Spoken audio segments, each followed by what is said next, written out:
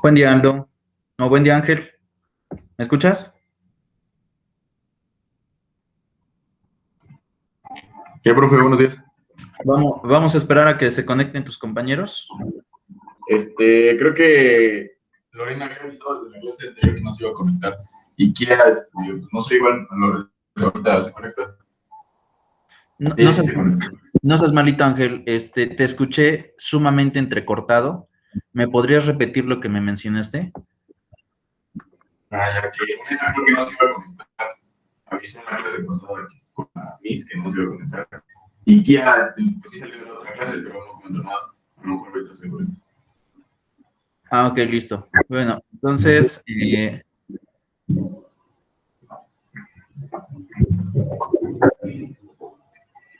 bien, entonces yo creo que como tal podemos, pues podemos empezar. Y pues bueno, hoy vamos a ver un tema que resulta también un poco controversial, porque este tema implica y al mismo tiempo genera una controversia de hecho y de derecho en cuanto a definir en qué consiste una negligencia médica. Y esto tiene que ver desde las condiciones del paciente como las acciones del médico para poder determinarla. Pero en muchas ocasiones, estas acciones del paciente más las acciones del médico pueden confundirse. Y dentro de la confusión podemos tener que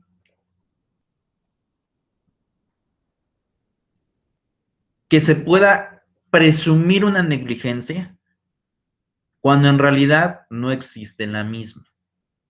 Pondré un ejemplo práctico para que antes de que vayamos a los documentos que tengo aquí, uno es de la UNAM y el otro es del Centro Médico, que habla acerca de la calidad y de la efectividad de los pacientes, de los médicos al momento de pues, intervenir con un tipo de procedimiento en específico.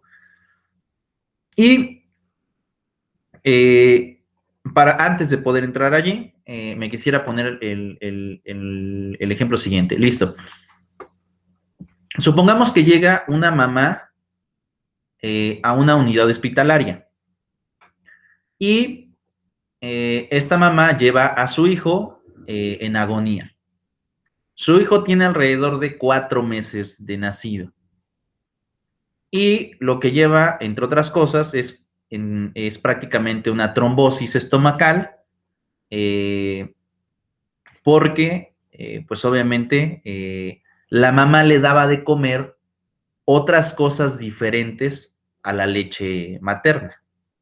¿A qué me refiero con otras cosas diferentes? Le daba pastel, le daba pedazos de carne, le daba sopa, es decir, alimento que en teoría pues el menor todavía no está capacitado para poder consumir. Luego entonces, llegan a la unidad hospitalaria, obviamente el menor ya presenta un estado delicado de salud, lleva una inflamación médica y pues literalmente llegan y le dicen al médico, sálvelo, ¿no? El médico lo examina y al poder examinar se percata del daño intestinal, tanto en intestino grueso como en intestino delgado, pues bueno, la inflamación excesiva que éste tiene. Y pues obviamente el médico le pregunta a la mamá, oiga, quisiera saber si usted le daba de comer a su hijo cosas diferentes a la leche materna, puesto que es un bebé de 4 meses. Y la mamá le responde sí, le daba gelatina, le daba pedazos de pollo, pedazos de pastel, etc. Entonces, en ese momento le dice el médico, el tratamiento que vamos a efectuar conlleva riesgos.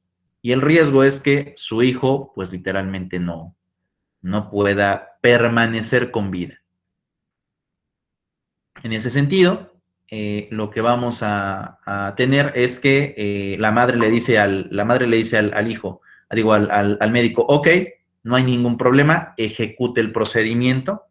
Y entonces, en este caso, el médico ejecuta el procedimiento. Sin embargo, aún y a pesar de llevar a cabo el protocolo de actuación en el caso de los infantes, el niño fenece, es decir, muere. Y cuando le comunica a la mamá que obviamente existe la muerte en su menor de 4 años, digo de 4 meses, la mamá empieza a llamar asesino al médico. Le empieza a decir asesino, es usted un negligente médico, maldito, y todos los adjetivos calificativos que puedas determinar. Bueno, después de narrar toda esta situación, ¿en quién existe la negligencia? ¿En el médico que ejecutó un procedimiento para salvar la vida y al final no lo logró? ¿O bien en el caso de la mamá que le dio al menor alimentos que todavía no estaba capacitado para poder comer? Respóndeme, Ángel, ¿quién crees que cometió la negligencia?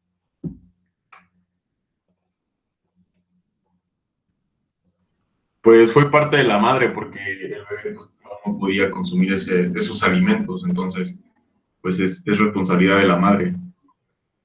Es correcto.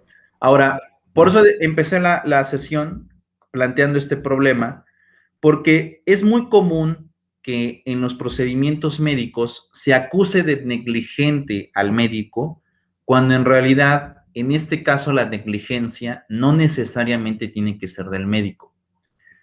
Y eso tiene que ver con lo siguiente: se presume la negligencia con el resultado final de la actuación médica. Sin embargo, en muchas ocasiones, la actuación médica depende de antecedentes previos para poder ejecutarlos. En el ejemplo que acabo de dar, la madre acusó negligencia por parte del médico, puesto que el niño feneció, o sea, no pudo sobrevivir. Pero si nos ponemos a analizar un poco más el contexto, el médico no le provocó esa inflamación estomacal más la trombosis intestinal que llevaba el menor. Eso fue provocado porque la madre suministró alimento que para aquel momento todavía el bebé no estaba adaptado para poder, en este caso, digerir. Entonces, en esta parte de la sesión, precisamente en eso consiste el tema de tratar los actos negligentes médicamente hablando. ¿Por qué? Porque en muchas ocasiones se puede acusar a un médico de negligente cuando en realidad la negligencia no la comete él, la negligencia la comete el paciente al ejecutar conductas que lo vulneran o bien que lo ponen en peligro. Y eso posteriormente le va a repercutir, se quiera o no, ya sea para del lado positivo o del lado negativo hacia el médico. Entonces, como te decía hace un momento, tengo en este caso un documento de la UNAM que habla acerca de la negligencia médica, y tengo otro documento de la Organización Mundial de la Salud, y aparte de la CONAMED, que es la Comisión Nacional de Arbitraje Médico, en donde pues se llevan a cabo los procedimientos para determinar si es que existe o no una negligencia de esta naturaleza. Ahora, antes de ver el documento, también quisiera aclarar otra cosa. En el caso de los médicos, antes de acudir a un procedimiento administrativo que genere la suspensión de la cédula profesional, uno tiene que agotar los medios alternativos de solucionar conflicto. En el caso de los médicos es el arbitraje. Entonces, estos medios alternativos, conforme a la reforma del artículo 17 constitucional, se estableció para darle solución a un conflicto que derivó de particulares sin hacerlo judicial.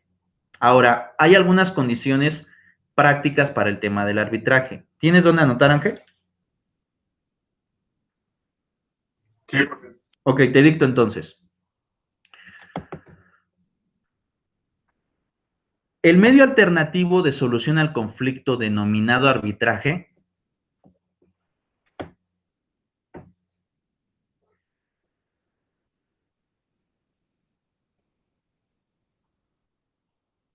consiste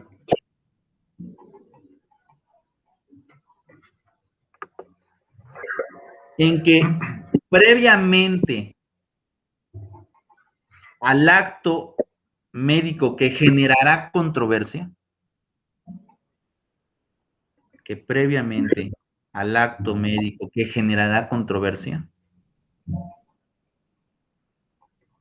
Ajá. ambas partes se comprometen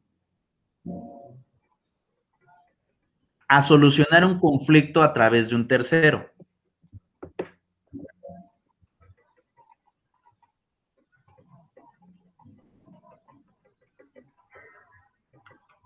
Ajá. Que ha sido escogido por estas desde el contrato de prestación de servicios médicos. ¿Desde el contrato de qué? De prestación de servicios médicos. U hospitalarios, que ese es otro también que comúnmente se logra firmar. Ahora, he de aclarar lo siguiente. De manera genérica, incluso ustedes cuando vieron la materia de derecho civil u obligaciones, se dieron cuenta que estas obligaciones, que es, entre otras cosas, el traslado de derechos y obligaciones, se da de mutuo acuerdo. Es decir, se ponen de acuerdo las partes y así es como lo van a firmar. Hoy en día, en el caso específico de servicios médicos y servicios hospitalarios, estos contratos ya no se celebran de mutuo acuerdo. En realidad se han convertido en contratos de adhesión. ¿Qué quiere decir esto? Que el contrato ya ha sido redactado y establecido por la unidad hospitalaria y simplemente el paciente que quiere ser tratado en un hospital en específico firma y acepta las condiciones de dichas obligaciones. La más común que vamos a encontrar en este caso es obviamente pagar los servicios médicos. Pero al leer este tipo de contratos, uno se percata que también se escoge desde ese momento el ir al arbitraje en caso de que exista un conflicto antes de hacerlo judicial.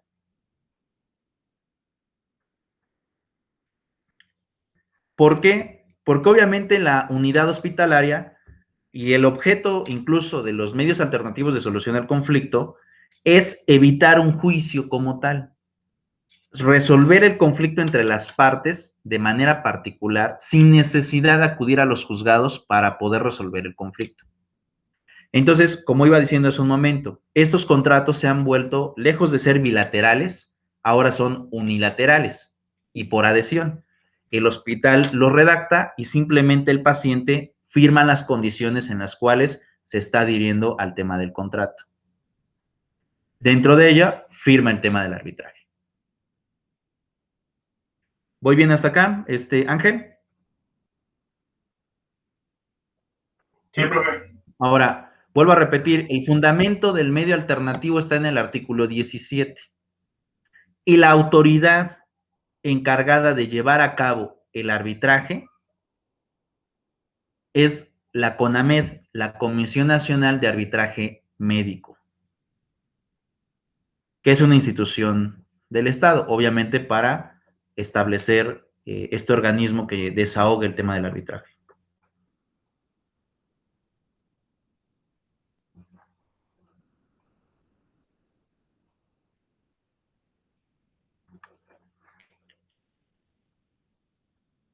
Ahora bien, este arbitraje también tiene un procedimiento. Es decir, no solamente consiste en someter a jurisdicción de un tercero el resolver el conflicto, sino también consiste en un procedimiento en donde vamos a tener demanda, contestación, desahogo de pruebas y laudo. Esto es algo importante. Los arbitrajes no terminan en sentencias, terminan en laudos.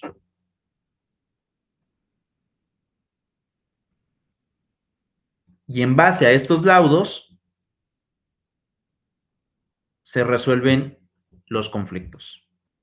Ahora, vuelvo a repetir, como dije hace un momento. Antes de acudir a la materia administrativa, es decir, para darle la suspensión temporal o definitiva de la cédula profesional a un médico, primero tenemos que agotar el arbitraje. Ok, ya lo agoté, ya tengo laudo, no estoy conforme. Sobre eso voy al procedimiento administrativo. Y el procedimiento administrativo es fincar la responsabilidad del médico para que éste pierda la cédula profesional. Pero hago mucho hincapié en lo siguiente, de manera administrativa, porque muy diferente va a ser el procedimiento penal. Ese va a ser completamente diferente. Y obviamente el procedimiento penal, como tal, no tiene un medio alternativo como arbitraje. Tiene otros medios alternativos dentro del procedimiento, pero en la materia penal, lo que se pretende es, primero, quitarle la libertad al médico y dos, hacerlo cumplir en la reparación del daño.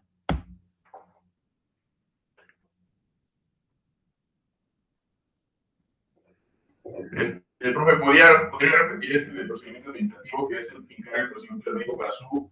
Claro, el procedimiento administrativo tiene por objeto suspender temporal o definitivamente la cédula profesional del médico.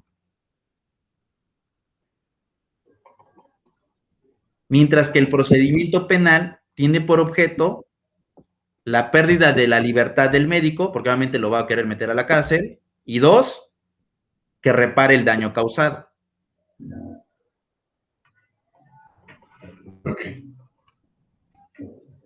Entonces, es muy importante lo siguiente. Ahora, lo voy a graficar para que tengas, en este caso, una especie de diagrama de flujo de cómo van a ir pasando las cosas. Entonces, tenemos aquí, lo voy a poner desde el inicio, ¿de acuerdo? Tenemos aquí vamos a poner el contrato, que ya especifique cuáles son. En ese contrato, si es que existe, después vamos a tener un acto médico, que este es el que va a entrar en la controversia. Si el acto es un error o es negligencia, que también pueden darse. Aquí hay dos definiciones en este concepto, ahorita te las doy. Después del acto médico negligencia, vamos a partir. Después tenemos el tema del arbitraje. Y después del arbitraje, tenemos el procedimiento administrativo.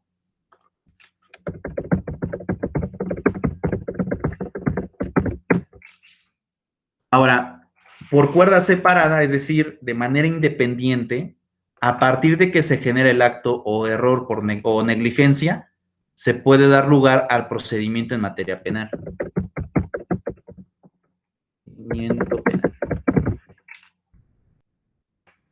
Es decir, el procedimiento penal no depende del arbitraje, ni depende tampoco del procedimiento administrativo. Este se puede iniciar a partir del momento en que se generó el acto o error o negligencia médica. Es decir, voy a tener dos tipos de procedimientos.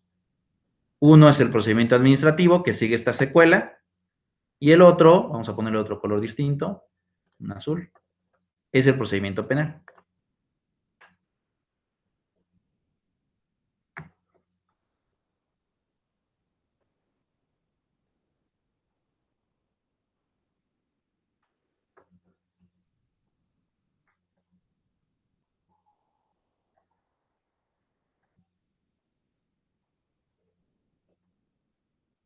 Ok, profe. De hecho, bueno, igual creo que ya nos había dejado una lectura en donde más o menos explica sobre, incluso viene un poco de definiciones sobre el error y la negligencia, sus diferencias, y qué es lo que implica un procedimiento penal y un procedimiento administrativo. Sí, creo que sí, ya recuerdo una lectura que nos había dado. Es correcto. En realidad, en este caso, precisamente de eso versa, en el caso de la CONAMED, ¿en qué consiste como tal el acto médico, la negligencia y el error? Ahora, eso también tiene una concepción que tenemos que encuadrar en el tema de la materia penal. Comúnmente nosotros conocemos estos términos, error, mala fe, el dolo y demás, los conocemos como vicios del consentimiento. ¿Sí te acuerdas de tus clases de Derecho Civil donde veíamos cuando se generaban los contratos que podía dar lugar a una nulidad y te veíamos precisamente esos vicios de consentimiento? En materia penal tienen otro contexto estas mismas palabras, el tema del error, el tema del dolo, el tema de la mala fe, incluso el tema de la negligencia, tienen otro tipo de terminación. Pero, de alguna forma, el tema del error implica que existió por parte del médico un mal discernimiento de la situación de salud del paciente para escoger el protocolo de actuación. Ahí podemos hablar de un error. Ahora, eso va a depender de muchos factores también. Si el médico tenía la cédula profesional para generar una actuación en específico, si a lo mejor tenía algún curso o algún diplomado, es decir, si tenía la pericia legal para poder ejecutar un procedimiento. O dos, simplemente escogió mal el procedimiento.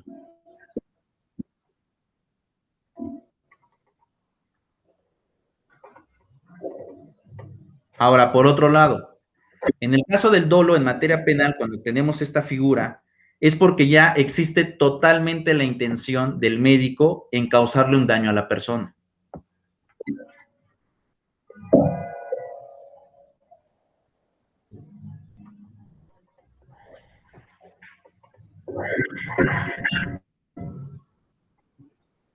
Ahora, por otro lado, en el caso del error, comúnmente el error lo vamos a poder poner de manera equivalente a lo que hoy conocemos como la cuestión de negligencia médica. Es decir, entre otras cosas, lo que vamos a estar teniendo es una mala decisión en el momento de ejecutar un procedimiento. ¿Me ibas a decir algo, Ángel? No, profe. Y es allí donde vamos a tener esta problemática en poder discernir si el acto fue llevado a cabo con una negligencia médica a través del error, o bien fue un acto jurídico que va a traer una consecuencia por la figura del dolo, de donde ya existía la intención de hacerle daño como tal al paciente. Ahora, la mayoría de casos, y digo la mayoría, no todos, porque hay algunos otros en donde sí se comprueba como tal la figura del dolo, pero en la mayoría de casos lo que vamos a estar teniendo es esta parte de establecer la figura del error o bien la negligencia médica. Y sobre la negligencia, vuelvo a repetir, tal y como te lo mostré hace un momento en el mapa, seguimos teniendo las dos consecuencias. Puede ser un procedimiento administrativo que derive en la suspensión de la cédula, o puede ser un procedimiento penal en donde se le quite la libertad al médico y aparte se le obliga a reparar el daño causado.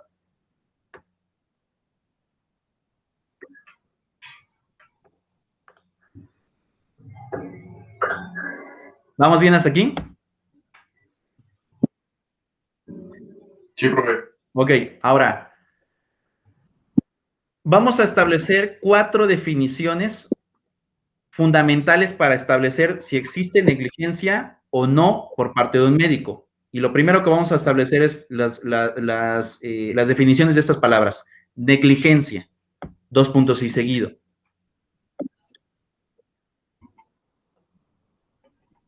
Descuido de precauciones y atención. ¿Mande?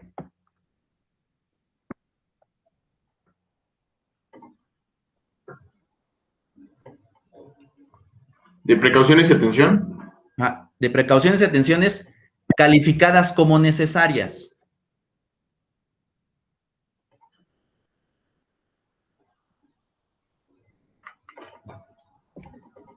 Cuando a pesar de tener el conocimiento,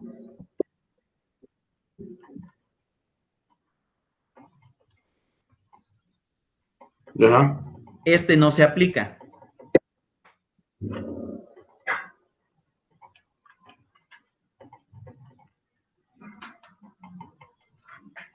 Entonces, en este supuesto, vuelvo a repetir, vamos a depender de los títulos del médico, ¿de acuerdo?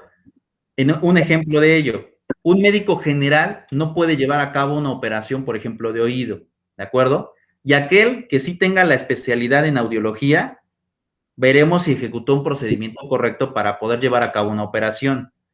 Si lo ejecutó mal, aún y a pesar de que documentalmente está capacitado para hacerlo, podemos hablar del tema de la negligencia.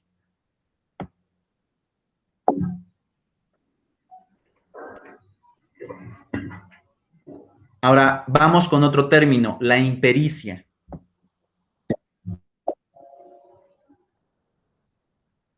Que este tiene que ver con la falta de capacidad y experiencia. ¿Cuál es? Falta de capacidad y experiencia Falta de capacidad de experiencia. de conocimientos técnicos y prácticos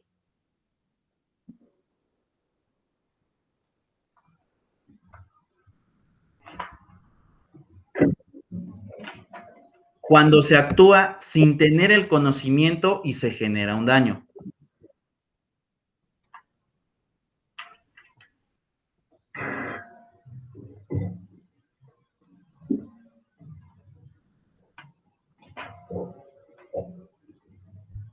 Entonces, en el caso que te ponía, si yo soy un médico general y a lo mejor tengo un problema de corazón, ¿qué es lo que sucede? No tengo la capacidad para hacerlo. No conozco la materia, es en específico la especialidad, y tampoco tengo la experiencia para poder operar a alguien a corazón abierto. Si yo decido hacerlo, voy a tener un problema ahí de impericia, es decir, no cuento con los conocimientos, lo voy a ejecutar y lo más seguro es que le causa un daño al paciente.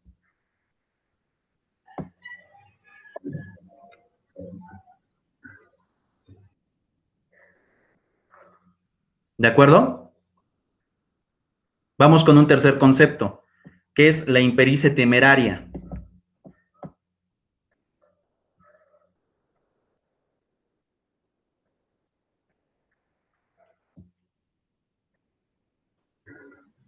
Y en este es el sometimiento a riesgos innecesarios por la falta de conocimiento.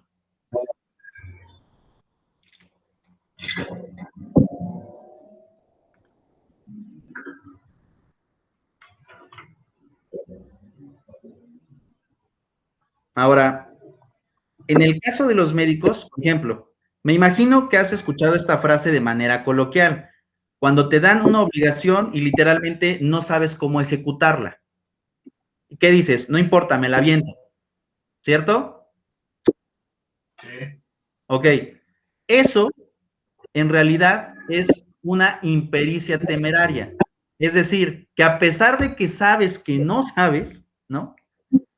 A pesar de que sabes que no sabes, te aventuras a ejecutar un procedimiento para alcanzar un resultado que seguramente no vas a lograr.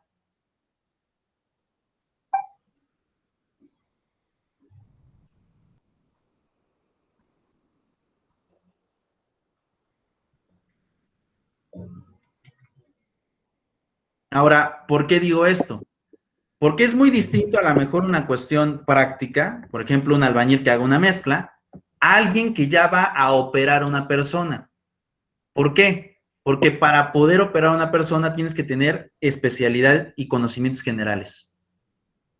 No es nada más de decir, ah, pues le abro el corazón y veo que conecto y que desconecto y ahí que quede. No, debes de conocer acerca de la materia. Y en eso consiste la impericia temeraria, es decir, sé que no sé y aún así digo, ah, pues me lo aviento. Eso en realidad es impericia temeraria y puedes causarle un daño muy grave al paciente.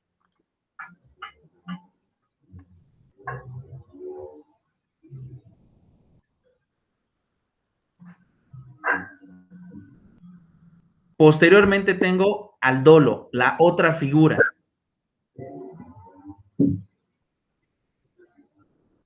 Ajá.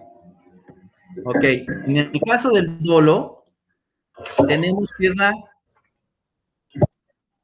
maquinación de causarle daño al paciente.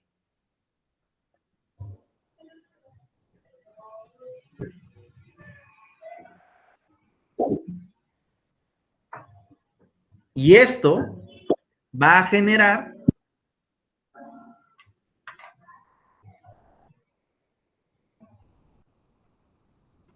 Ajá. que se esté violando constantemente la ley.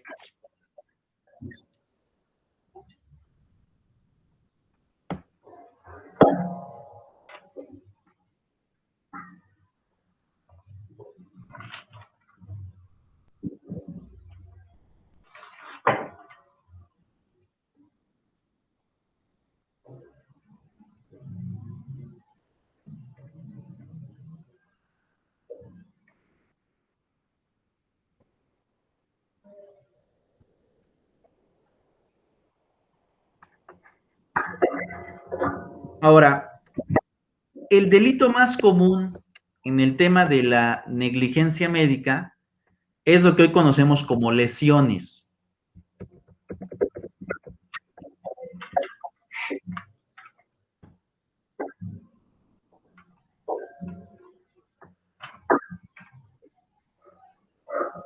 Y esta negligencia médica puede causar lesiones, ya sea que tarden menos de 15 días en sanar, más de 15 días pero menor a 30, o más de 30 pero menor a 90, y ahí ya podemos clasificar el tema de la lesión. O bien, si es una lesión permanente, porque eso también es cierto. A veces los daños que se causan por ejecutar una mala praxis médica puede dar lugar a que una persona tenga un daño completamente permanente.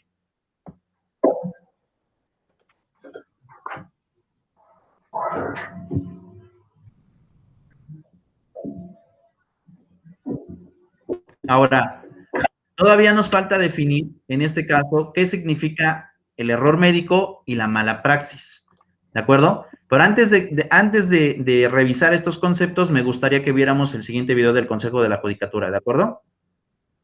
Sí, profe.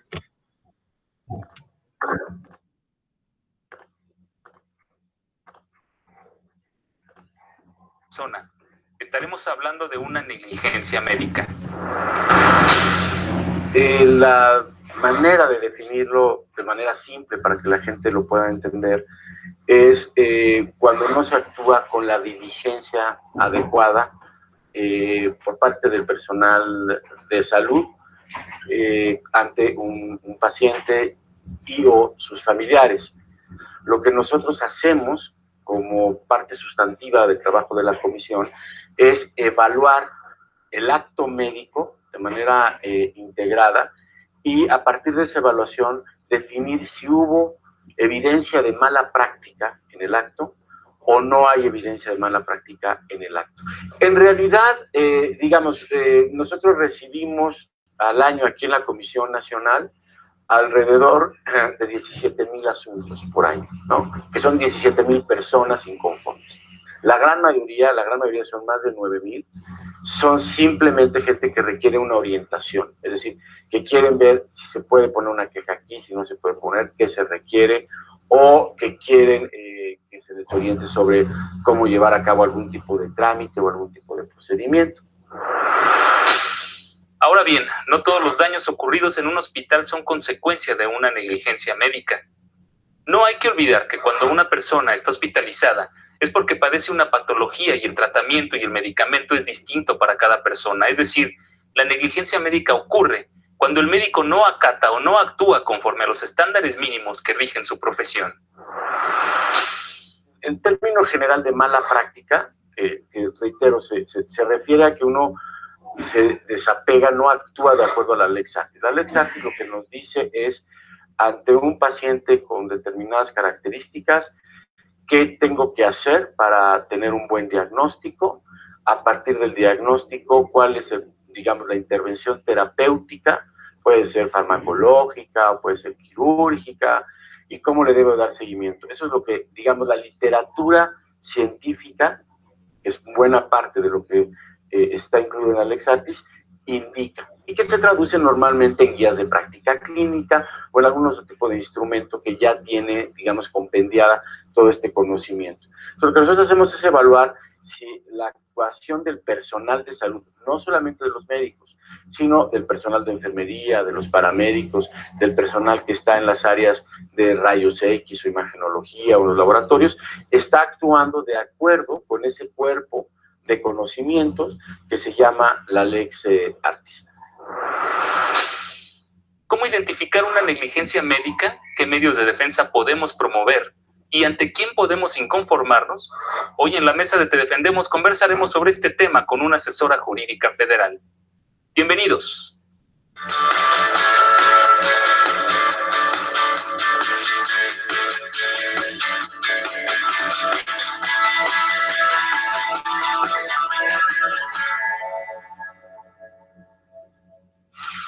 Estamos iniciando con una nueva edición de Te Defendemos. Muchas gracias por estar con nosotros y hoy quiero dar la bienvenida aquí en el estudio a Lorena Cuevas Arriaga. Ella es asesora jurídica federal. Bienvenida, muchas gracias por estar con nosotros. Hola, muchas gracias por la invitación. Y pues vaya tema esta de las negligencias médicas. Sí, es muy interesante el tema.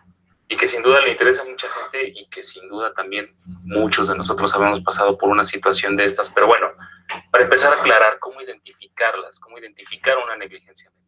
Pues sí, mira, hay personas que sí, efectivamente sufren esta negligencia médica, incluso no se pueden percatar de la misma, pero se puede tomar en cuenta cuando resienten una afectación de manera directa a su salud por una omisión o por una acción de una prestación de un servicio médico. ¿Esto implica que sea un doctor o una persona Sí, profesional que brinda un servicio? Así es, por lo regular es un médico, pero también puede ser las personas que colaboran con él. ¿Cuáles podríamos decir que son las más comunes? Por lo regular existe en una prescripción médica, es decir, cuando el médico tratante prescribe da un diagnóstico equivocado, ¿no?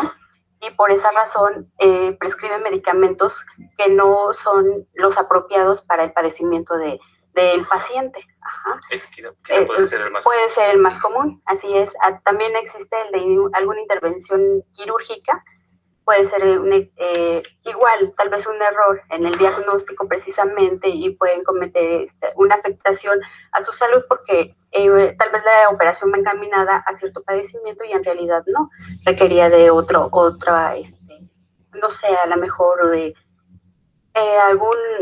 incluso a otra operación distinta, incluso llevan a retirar órganos que son indispensables para el paciente. Y esas son muy graves. Sí, son demasiado graves y en ocasiones pues sí pueden padecer hasta fallecimiento.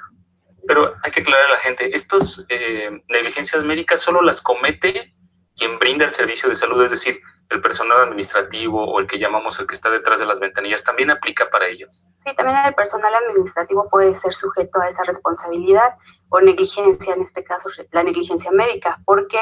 Porque incluso el personal administrativo, al momento de que una persona va a solicitar el servicio y se lo niegue, ahí está incurriendo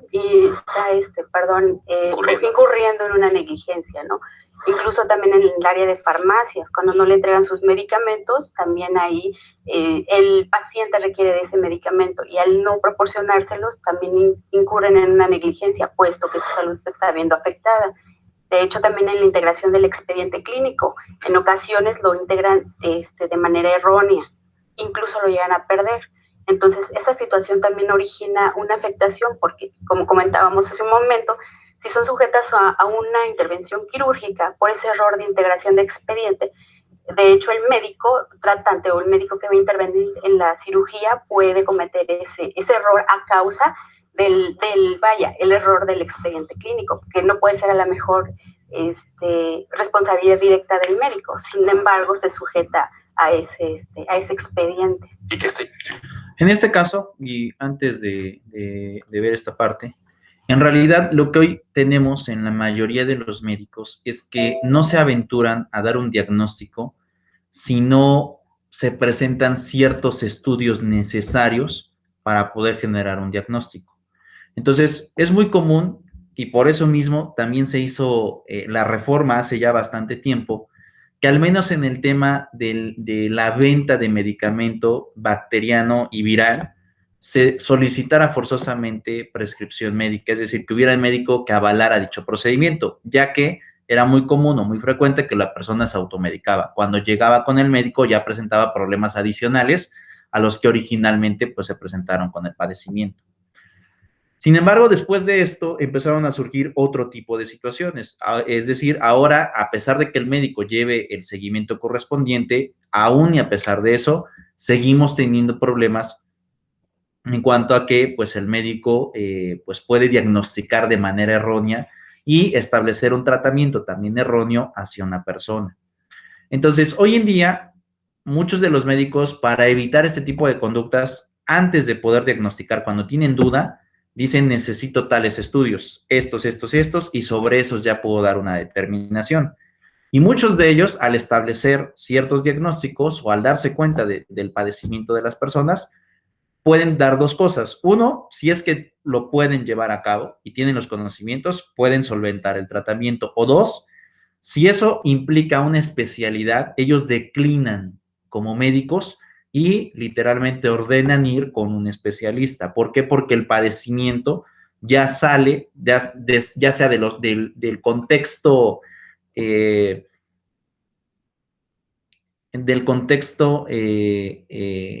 de conocimientos de un médico general y tiene que formar parte de la defensa, en este caso, de alguien completamente especialista y que va a establecer de alguna forma el que las personas obviamente tengan un tratamiento correcto y adecuado por esa naturaleza. Entonces, esto es muy importante porque, vuelvo a repetir, en el caso de los médicos es muy frecuente que estos vayan teniendo pues este tipo de problemas. Ahora, como bien lo veías en el caso de el video, hoy en día el tema de la negligencia ya no solamente radica en el médico, también radica en el personal administrativo. Y esto también implica o impacta de manera particular. ¿Por qué? Cuando uno acude al IMSS o cuando uno acude al ISSSTE, ahora incluso ya los expedientes ya ni siquiera son físicos, como anteriormente se llevaban. Había un expediente de muchas hojas en donde se integraba prácticamente el tratamiento o padecimientos de una persona en específico. Hoy en día, para evitar el espacio y para evitar el ahorro de papel, o mejor dicho, para tratar de ahorrar papel, ahora lo hacen de manera electrónica, pero también en el momento en que se suben esos datos, pues eso implica también una responsabilidad para el médico, así como para el personal administrativo, que a lo mejor va teniendo un respaldo en constancias, de integrar correctamente lo que ha pasado con el paciente en específico. Entonces, en este caso y en este supuesto es precisamente lo que va a suceder y lo que va a pasar. Y en base a ese contexto, en realidad es como vamos a estar teniendo la determinación del error o de la negligencia médica. Ahora, yo te decía hace un momento, todavía tenemos en este caso dos determinaciones más, que es una malpraxis y que es un error médico. Entonces, si quieres, definimos el tema de la malpraxis, Ángel, y ponemos lo siguiente. La malpraxis consiste en toda infracción de parte del médico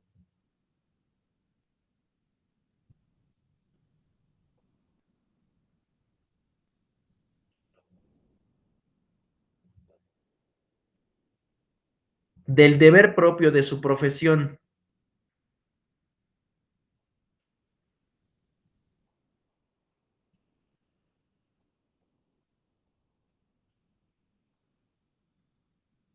Y más concretamente,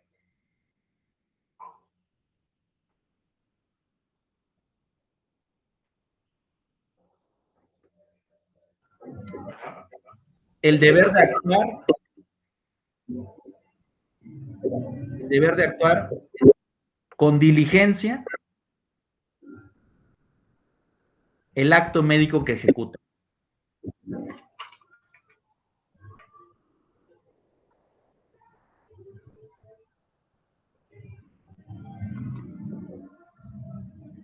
Ok. Punto y seguido. Por lo que durante el tratamiento,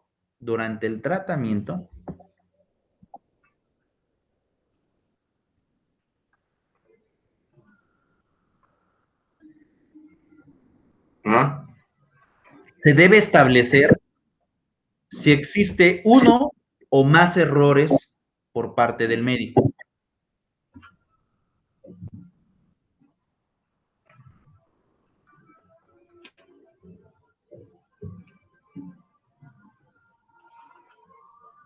Ok. Lo que va a generar posteriormente una responsabilidad.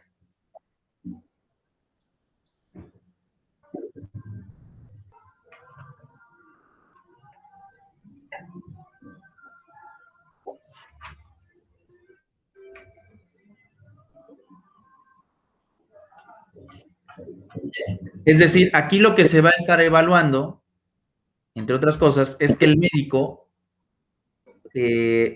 realmente ejecutó correctamente un procedimiento o bien durante el procedimiento tuvo uno o más errores, porque ya la frecuencia de errores implica ya hablar de una mala praxis. Es decir, no importa que sea especialista, si está ejecutando mal un procedimiento, quiere decir que entonces hay una mala práctica de la medicina. Y eso va a generar una consecuencia, porque obviamente el paciente, si es muy resistente, a lo mejor no le pasa nada. Pero si no es muy resistente, le puede empeorar la situación con la cual llegó con él a su consultorio o bien a su unidad hospitalaria.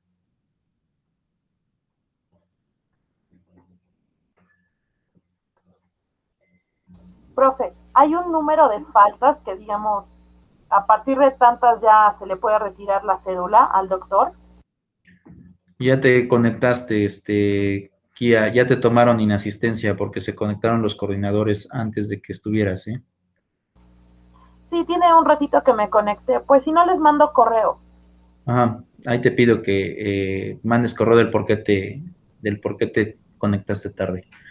Bien, en cuanto a la pregunta que me mencionas, en realidad, a partir de 2 o 3 errores ya se puede considerar como una mala praxis.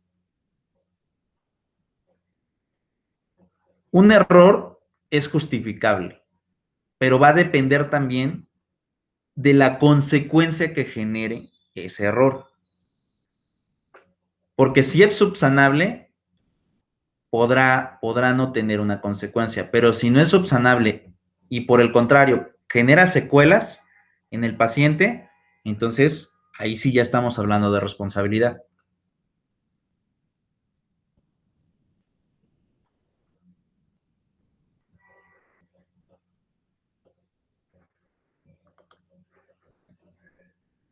¿Contesté tu pregunta?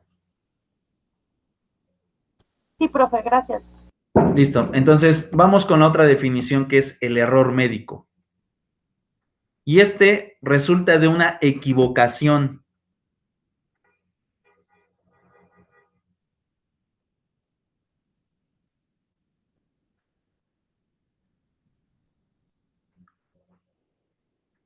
Siempre y cuando se compruebe que el médico actuó con sinceridad y buena fe.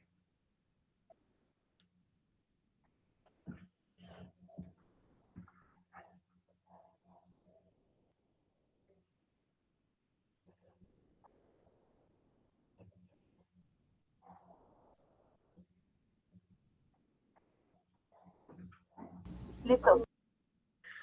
Luego, entonces, ¿qué es lo que sucede? En el caso del error, también, como diríamos, somos humanos, pero de alguna forma debe de ser justificable ese error. Es decir, ¿puedes tener una decisión equivocada? Sí, siempre y cuando lo justifiques. Recuerden que en el tema de padecimientos, a veces los pacientes, valga la redundancia, presentan ciertos síntomas en donde el médico ejecuta un procedimiento, pero a veces también los pacientes no dicen con toda exactitud qué es lo que está pasando por ellos. Y a veces, al omitir esa información para el médico, es como tratar también de que el médico se equivoque al elegir un procedimiento. Entonces, ¿qué es lo que sucede? El médico a lo mejor se puede equivocar, ¿de acuerdo? Pero en ese sentido, tiene que justificar, ok, lo hice porque a lo mejor había ciertos estudios o bien el paciente me refería a tales padecimientos que me generaron que yo decidiera por esta opción. Es decir, el médico no actuó de mala fe, simplemente por la falta de información, a lo mejor ejecutó un procedimiento que no era el correcto.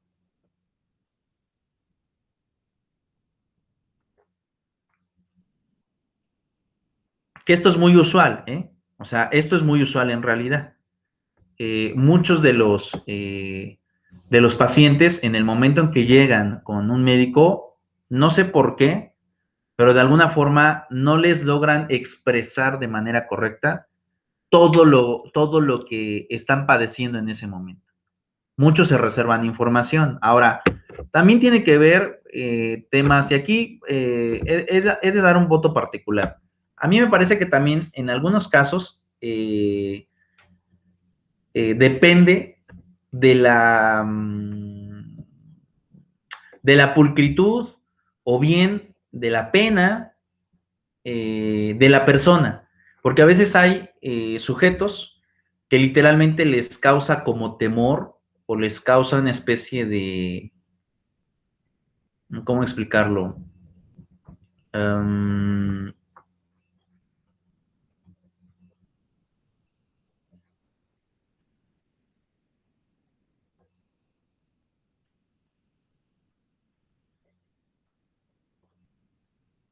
Tal vez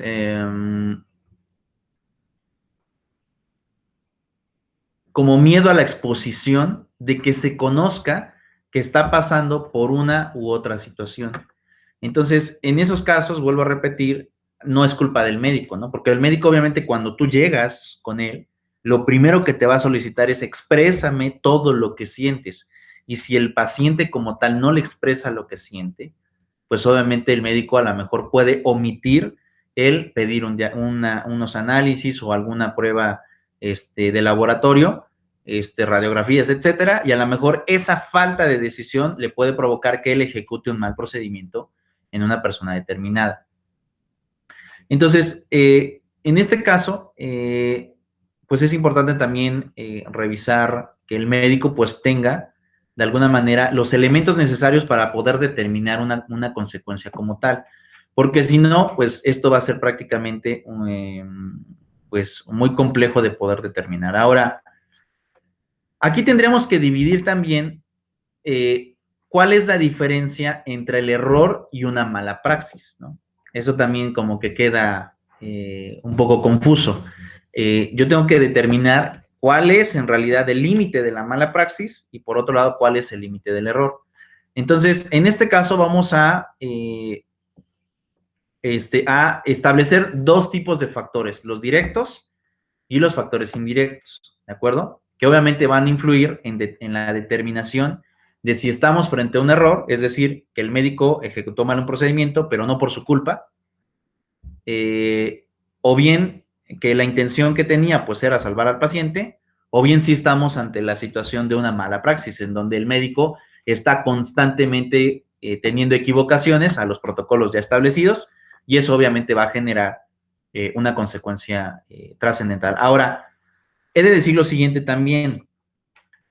Estos casos de mala praxis y de error y de dolo y de impericia se van a poder determinar en las enfermedades en donde ya existe un protocolo hecho y realizado. ¿Por qué digo esto? Porque, por ejemplo, actualmente tenemos un fenómeno de pandemia con una enfermedad que nunca se había conocido. Si yo les pregunto en este momento, ¿ustedes creen que en este momento existen protocolos? La respuesta es sí, a nivel internacional, de acuerdo a la OMS. Pero lo cierto es que esos protocolos establecidos por la OMS hasta el día de hoy no han dado resultado final de una cura del paciente. No han dado un resultado final de una cura del paciente. La mayoría de personas con el padecimiento actual que tenemos se cura ya sea a través de una medicación, sí, claro, porque eso va a ayudar a contrarrestar el virus, pero también al mismo tiempo del sistema inmunológico, que eso es como que de alguna forma lo que hoy estamos teniendo en el tema de la pandemia. Por eso establecí esta línea muy delicada. Si bien es cierto, en el caso de la negligencia, tengo que establecer los parámetros de mala praxis y por otro lado, negligencia médica, también al mismo tiempo, tengo que establecer la línea tan delgada de lo que ya se conoce, en donde ya tenemos protocolos establecidos y en donde esos protocolos, y bueno, en donde han dado resultados, y en donde esos protocolos apenas se están creando. Porque precisamente en el tema de la pandemia ahorita, hay muchas personas que acusan el tema de la negligencia. El problema es, ¿cómo puedes acusar negligencia si en este momento todavía no hay algo establecido que genere un protocolo de actuación para el tratamiento, por ejemplo, de la enfermedad que actualmente nos aqueja? Si ustedes ven, incluso el medicamento que se receta para el padecimiento actual de COVID es muy diverso, muy diverso. Hay algunos médicos que ocupan ibuprofeno, hay algunos que ocupan paracetamol, hay algunos otros que incluso recetan acintromicina, Beretrex, es decir, hay una serie de medicamentos con los cuales hoy se está tratando la enfermedad, pero no hay un protocolo establecido que te diga solo estos. Incluso si revisan el protocolo de la OMS, también es muy genérico, te dice, puedes ocupar todos estos medicamentos, que son más de 10. ¿Qué es lo que sucede? Cuando llega el paciente y si no le da resultados el medicamento, ¿qué va a pasar? Es negligencia del médico. ¿Cómo vas a establecer una negligencia cuando la propia Organización Mundial de la Salud no ha establecido un protocolo determinativo? Ahora, sobre estos nuevos padecimientos, con el tiempo esto se va a aclarar, porque obviamente ya con el tiempo va a haber un protocolo de actuación completamente establecido. En estos momentos todavía sigue siendo muy variable. Pero en protocolos de enfermedades pasadas, en donde ya se han tratado, ya han dado resultados, obviamente ahí sí podemos evaluar si existe una negligencia, una impericia, un error o una mala praxis, médicamente hablando. ¿Sí vamos bien, chicos? Sí, dijo error ay, se me fue. Impericia o mala praxis, cualquiera de las tres, así lo podemos decir. Exactamente. Entonces, estas palabras, es mejor dicho, estos términos ya los definí al principio de la clase, Clio. Gracias, profe, lo checo. Listo. Entonces, como iba diciendo y continúo sobre la misma línea, esto de la negligencia en estos momentos para la enfermedad que actualmente tenemos es complejo de determinar. Para los pasados no. Por ejemplo, hablando acerca del tema de cáncer o para hablar acerca de la hipertensión o bien acerca de y se me fue el nombre, la que te afecta la glucosa.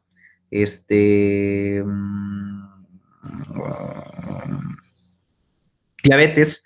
Es decir, para esas enfermedades ya como tal existe un protocolo de actuación, ya hay un protocolo establecido, pero sobre la nueva enfermedad todavía es muy variable. Yo les decía hace un momento que vamos a depender de lo que se establezca por la Organización Mundial de la Salud, pero en este momento hay muchos medicamentos que se han decretado. Yo hace un momento mencioné algunos, pero todavía son más. Entonces, como tal, no hay un protocolo todavía o en estos momentos, a pesar de que ya llevamos más de un año de pandemia, un protocolo completamente rígido que diga solo estos medicamentos. Hasta el día de hoy no se tiene. Se recomiendan, no se establecen, que eso es otra cosa también importante. Se recomiendan varios, son más de 10, pero con exactitud no se conoce todavía el protocolo con el cual se va a estar ejecutando un procedimiento de esta naturaleza. Ahora, vuelvo a regresar a lo que habíamos dicho. En el caso de los ya establecidos, vamos a poner lo siguiente. ¿Cuáles son los factores directos que van a ayudarnos a diferenciar entre una mala praxis y una negligencia? ¿De acuerdo? Entonces, los factores directos que nos van a ayudar a determinar esto son, primero, la comunicación del paciente con el equipo de salud, que era lo que yo les decía. Si el paciente llega y miente, pues obviamente eso va a afectar el diagnóstico, ¿no? Entonces, es muy importante que el paciente también colabore con el médico. Tengo esto, tengo esto, tengo esto y tengo esto. Que establezca con exactitud y con mucha determinación qué es lo que tiene. Porque de lo contrario, pues si no va a presentar problemas. 2, la formación del médico y la destreza para ejecutar el conocimiento médico.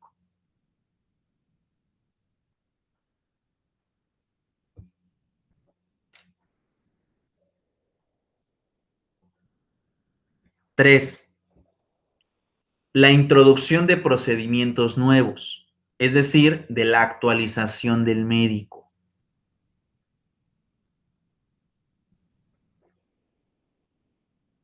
Lo mismo pasa en el caso de los médicos, pasa exactamente igual como en el caso de los abogados.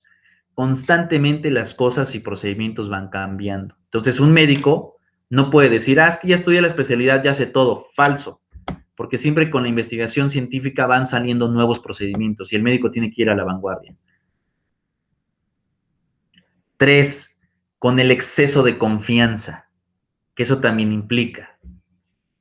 Hay muchos médicos que literalmente piensan que saben todo o piensan que no van a tener consecuencias por ejecutar un procedimiento y la realidad es que sí las tienen.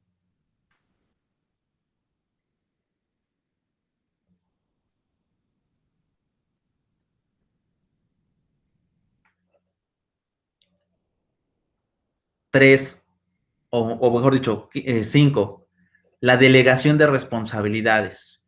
Cuando hablamos de una unidad médica hospitalaria, tenemos a varios médicos. Por ejemplo, al especialista, al internista, a la enfermería y al personal administrativo que integra el expediente clínico. Entonces, también influye cada una de estas responsabilidades dependiendo su actuación dentro de un padecimiento o dentro de un procedimiento médico, el que se puede decretar si es negligencia o es error. Siguiente, los errores de lectura y escritura. Recuerden que los médicos también ocupan ciertos aparatos que les ayudan a leer básicamente los síntomas o signos vitales o la evolución incluso también en algunos casos que va teniendo el paciente. Un ejemplo de ello, rápido y sencillo, para que se vean todo con el tema de la enfermedad actual, me imagino que se habrán dado cuenta que hoy las personas han tratado de adquirir para aquellos pacientes que tienen COVID o que se les ha decretado COVID, el tema de la oxigenación, los oxímetros, ¿no? Que es un aparato que te ayuda a poder verificar el nivel de oxigenación que tiene el cuerpo de la persona, sobre todo en esta enfermedad que lo primero que ataca son los pulmones, ¿no? Pero no es el único. También tenemos por ejemplo, un electrocardiograma, va a revisar pulsaciones. Tenemos el tema de las glucosas, ¿no? Que son estas como especie de aparatos que te logran medir los niveles. Es decir, existen muchos aparatos hoy en día que ayudan al médico también a poder determinar y leer con exactitud los estándares o los niveles de cada uno de los sectores médicos que tienen que ser leídos para el padecimiento. Siguiente, el tema de los cuidados complejos y la estancia prolongada, que eso también influye. Los cuidados, ya sea que los tengan en una unidad hospitalaria o dos, en una casa determinada. Al final de cuentas, también va a depender de los cuidados. Si de repente llevas unos puntos, supongamos, una operación llevas puntos y te establecen no cargar algo pesado y tú llegas y cargas algo pesado, ¿qué va a pasar? Pues solamente la herida se va a abrir y no va a ser responsabilidad del médico, va a ser literalmente la falta de pericia y de cuidado que tiene el paciente sobre sí mismo.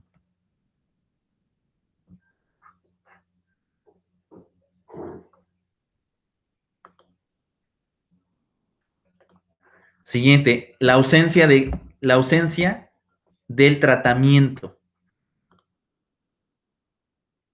¿Qué quiere decir esto? A veces la ausencia del tratamiento puede ser por parte del médico porque ya no le pone atención al paciente, puede pasar, pero también en muchas ocasiones puede ser porque el propio paciente decide no acudir a las consultas médicas.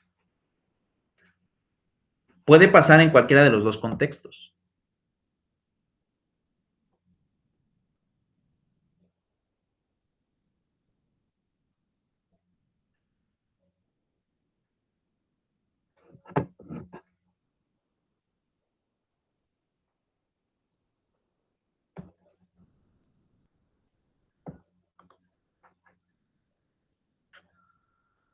Otra importante, la historia clínica. También va a ser un factor determinante. Que realmente se vayan poniendo los datos de con qué llegó el paciente y cómo fue evolucionando.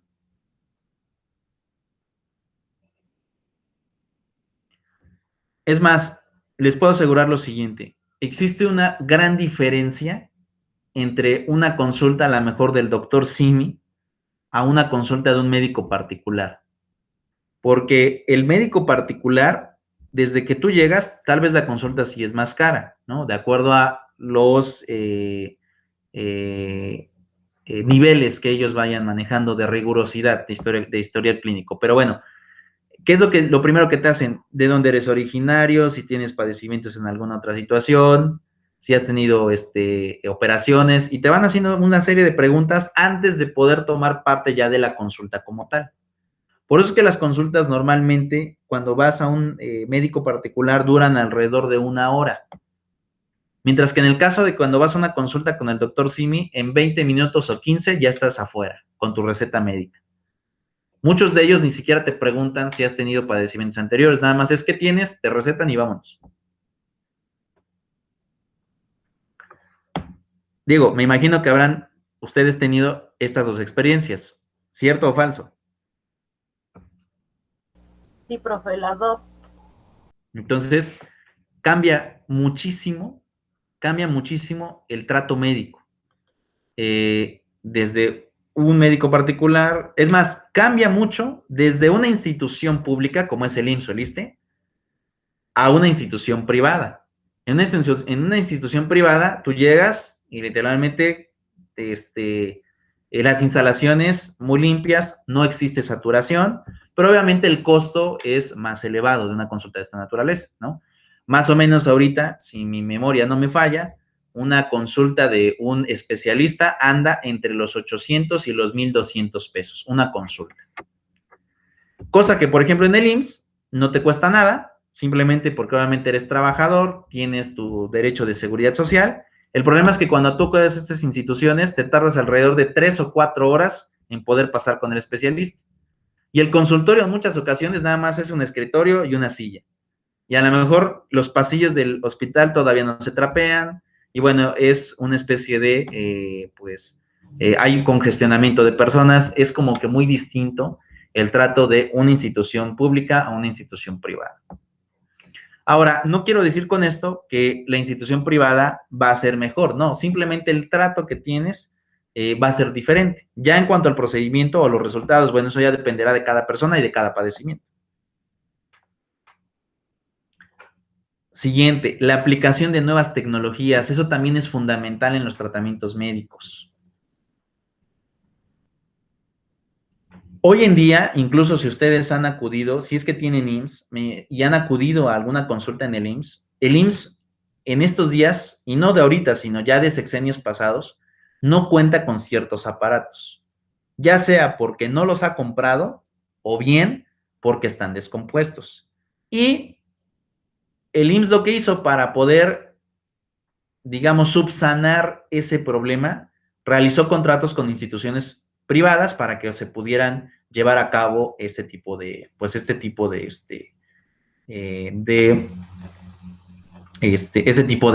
exámenes, ¿no? Por ejemplo, con las nuevas máquinas. ¿Qué es lo que sucede hoy en día? Pues bueno, también de eso depende un buen diagnóstico, ¿no? Obviamente, hoy la ciencia ha avanzado demasiado y bueno, hay aparatos nuevos que obviamente implican o tienen una mejor efectividad en el diagnóstico del paciente.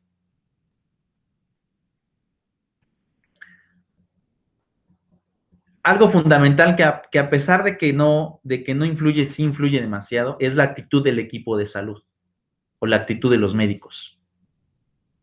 Hay médicos que te tratan casi no escuchándote, es decir, tú llegas, tienes un padecimiento y literalmente te tratan pues con indiferencia a aquel que te pone toda la atención, aquel que te está preocupado, ¿qué tienes? Dime, platícame, ¿te duele?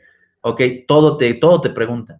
Hay otros que, ajá, sí, dígame, y hasta parece que están así como de, ah, sí, está bien, ah, pues tómate esto y ya, ¿no?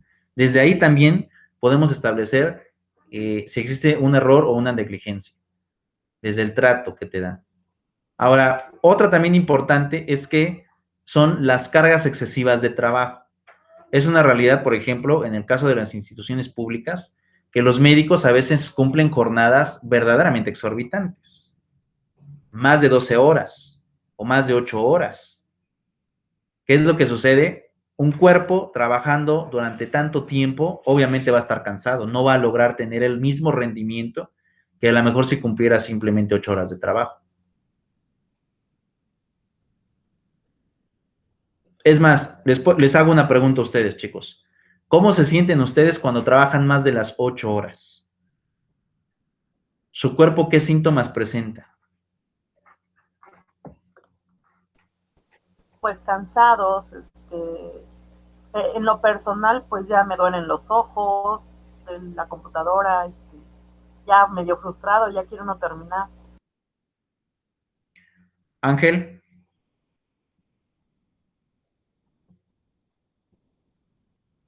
No, pues sí, es bastante cansado, igual te da sueño, a veces incluso te da en la cabeza, igual tarde en los ojos. Es correcto, ya no hay como tal una concentración al 100% cuando se exceden las jornadas laborales.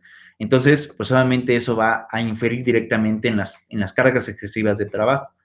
Y bueno, esto es como más común o común, si es que está dicho o equívocamente más común. Creo que sí está mal dicho. Bueno, entonces, si es lo común es que pues en las instituciones públicas el personal médico trabaje más de las 8 horas. En el caso de los hospitales privados, es complicado que un médico en realidad trabaje más de las 8 horas. ¿Por qué? Porque obviamente no hay este flujo de pacientes como sí tienen en las instituciones públicas, donde el trabajo nunca se acaba, todo el tiempo hay, o todo el tiempo hay personal atendiendo sujetos. En el caso de los hospitales privados, pues bueno, hay uno de guardia, ¿no? Y ya si se requiere alguno más por la carga de trabajo, bueno, se llamará a trabajar. De lo contrario, pues simplemente con ese se darán abasto, ¿no? Entonces es como que complicado también. Pero pues en teoría, ¿no? El médico particular pues solamente tiene una mejor percepción porque no tiene jornadas tan largas, ¿no? Y otro también es el tema de la fatiga y el estrés, ¿no? Lo cierto es que eso también ayuda, como ustedes hace un momento decían. Un cuerpo que trabaja más de 8 horas, pues ya literalmente siente el cansancio, es como de, no, ya quiero terminar, ya no estoy al 100% dándole mi mejor servicio a la gente, eso es lógico. Ahora, ¿cuáles son los factores indirectos que también van a influir en el tema de la diferencia entre error y negligencia médica? Los factores indirectos son la influencia del entorno. Que eso también es cierto. Esto como que, de alguna forma, y bueno, me imagino que ustedes lo vivirán, pero también pasa en el caso de los médicos. Los médicos son equipos de trabajo, funcionan a través de equipos, ya sea por sus áreas especializadas, consulta externa, especialistas, enfermería, nutrición, vacunación, prevención, urgencias. Hay áreas en específico que es conforme van trabajando como tal los médicos. Si el equipo o el personal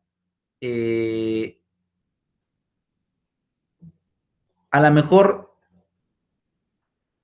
denota los problemas del equipo por encima de la colaboración como médicos, obviamente eso también va a afectar el servicio que le den a aquel paciente.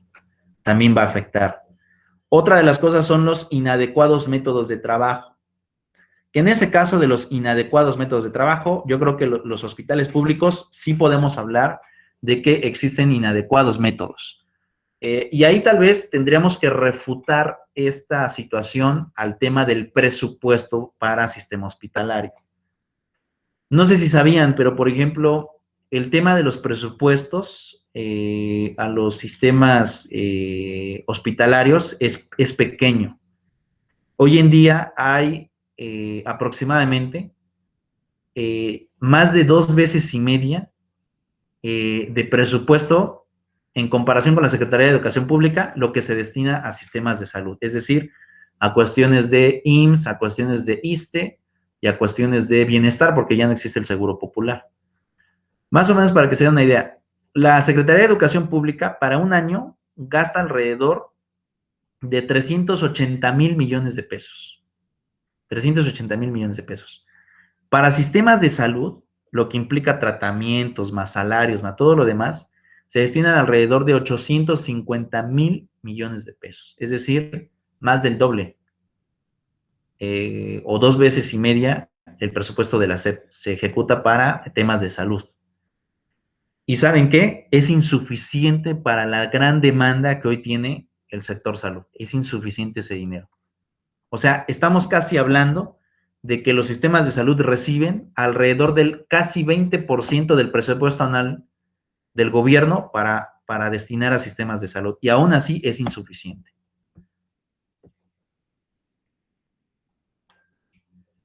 Por el alto costo que implica esta situación.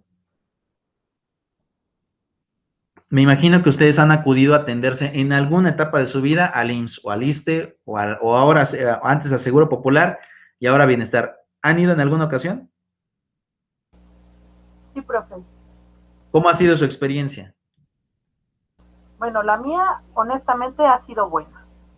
La mía. Okay. Pero pues tampoco no soy una persona que haya tenido muchas experiencias. Se ha ido 1 o 2 veces nada más. Pero hay gente que sí tiene, padece alguna enfermedad y que tiene que ir seguido y prácticamente se la viven ahí y pues la atención no es la mejor. A mí sí me ha ido bien, honestamente, pero pues es raro que yo asista. Ok, bien. En este caso, como tú lo mencionas, bueno, también va a depender del tipo de tratamiento, eso también va a depender. No es lo mismo a lo mejor ir por una gripe para que te den medicamento, a ir ya por un padecimiento que constantemente vas a estar en el hospital, donde a lo mejor ya enfrentas el problema del hacinamiento, del personal médico, es ya hay una situación completamente distinta. Pero en este caso, lo que sí podemos observar, y esto yo estoy seguro que lo habrán notado, los métodos de trabajo, tan solo las instalaciones del IMSS, de ISSSTE y de Seguro Popular, no están tan equipadas como a lo mejor sí puede estar un consultorio particular. Entonces, eso, se quiera o no, también infringe en la determinación del desenvolvimiento del médico como tal, ¿no? O sea, si no tiene las herramientas a lo mejor necesarias porque el propio instituto no se las dota, pues eso obviamente va a repercutir en la cuestión de su actuar como médico. Pero bueno, la otra situación que de manera indirecta afecta es la demanda del servicio. La siguiente es la demora de la atención, y eso también es importante. Incluso si vas a urgencias, que en teoría es como de, te deben de tratar de manera rápida, lo cierto es que a veces no es tan rápida, te esperas alrededor de 1 hora para que te puedan atender. Y no es culpa de los médicos, simplemente es que los médicos se ven superados ante la gran demanda que existe de este tipo de servicios.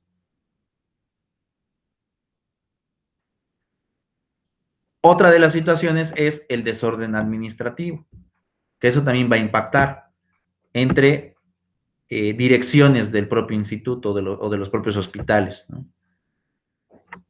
La otra situación es la falta de estandarización de los procesos de atención. También eso es importante. ¿Por qué?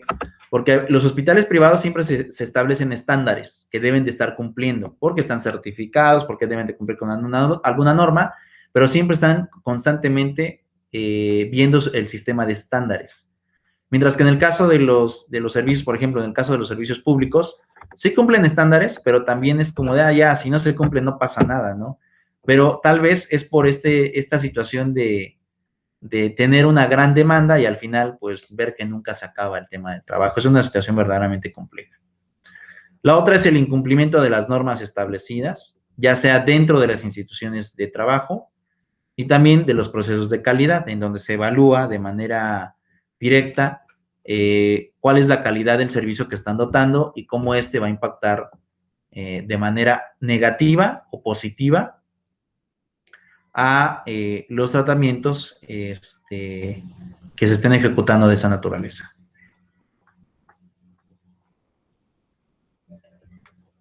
¿Vamos claros hasta aquí? Sí, profe. Listo, vemos la otra parte del video que estábamos viendo hace un momento.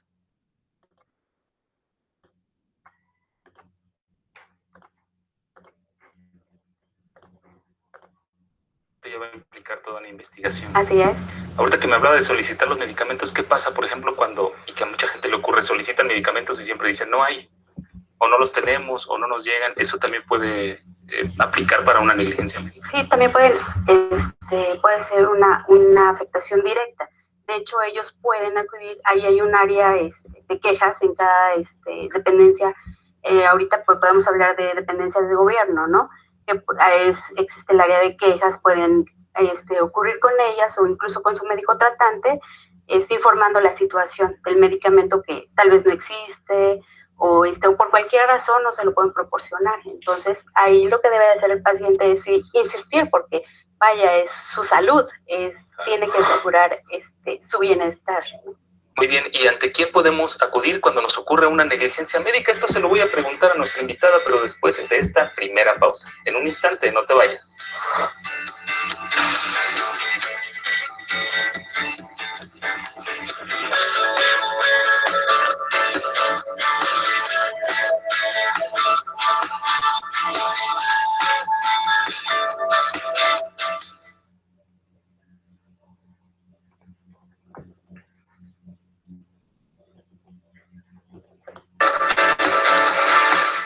Bien, ya estamos de regreso. Gracias por seguir aquí con nosotros. Licenciada Lorena Cuevas, en esta parte del programa, el equipo que conforma Te Defendemos sale a la calle a realizar un sondeo y esta vez le preguntamos a la gente si sabe qué hacer cuando sufre una negligencia médica. Acompáñame a verlo, por favor.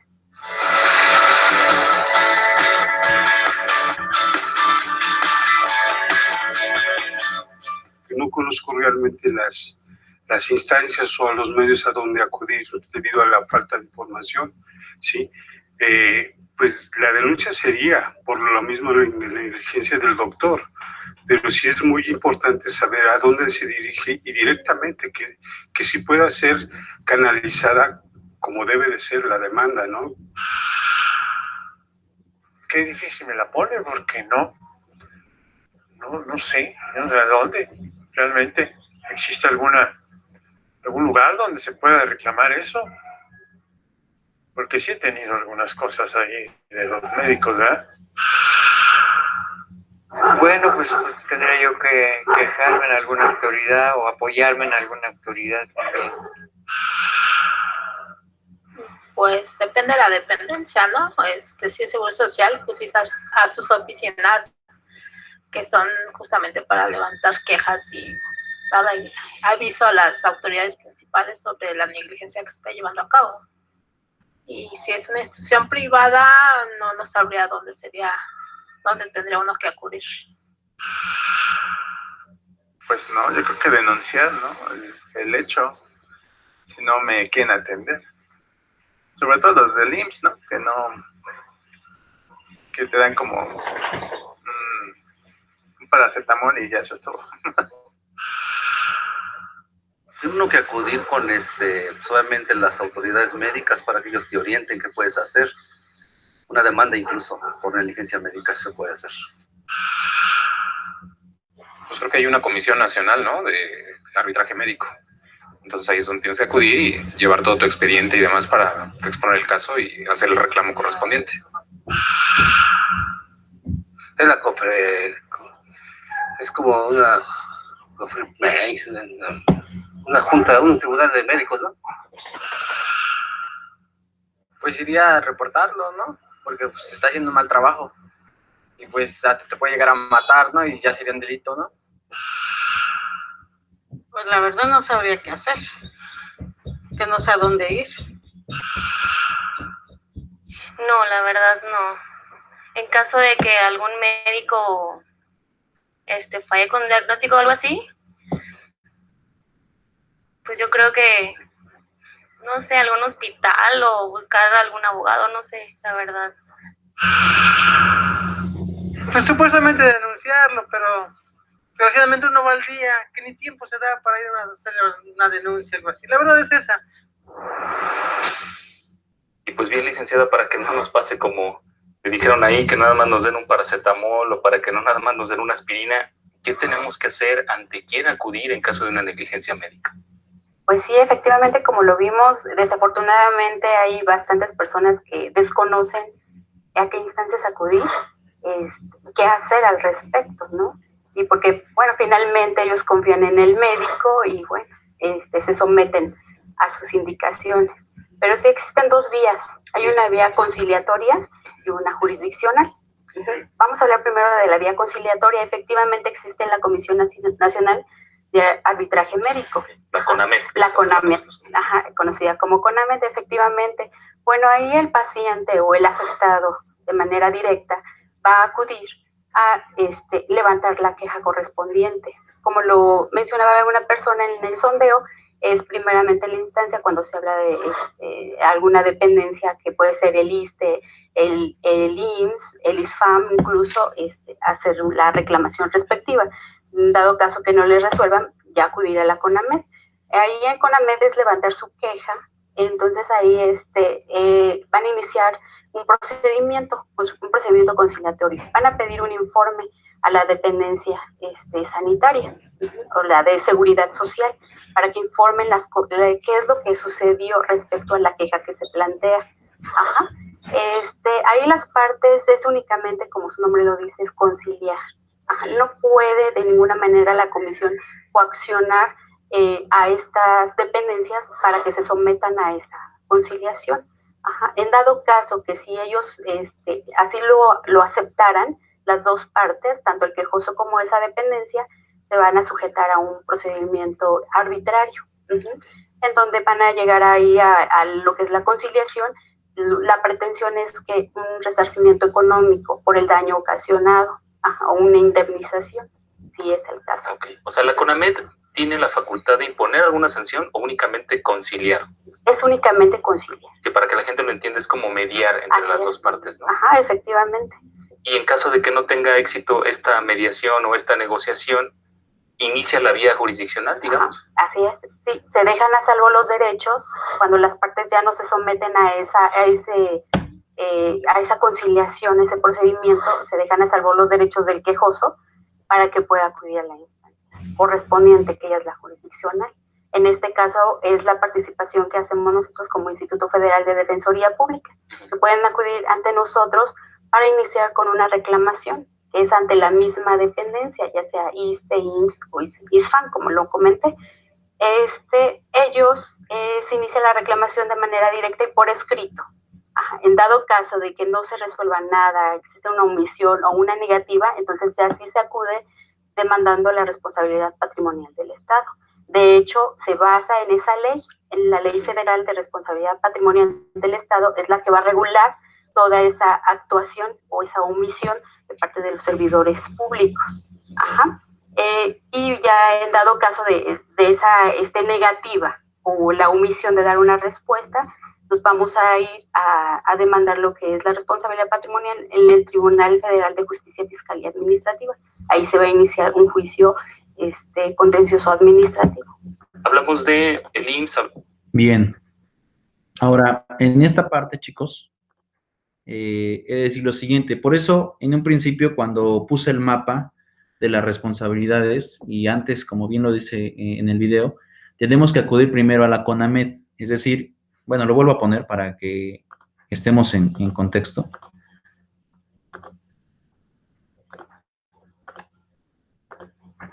Aquí está. Este mapa, rápido lo hice, de manera sencilla. Este procedimiento administrativo precisamente tiene que ver con el procedimiento contencioso administrativo.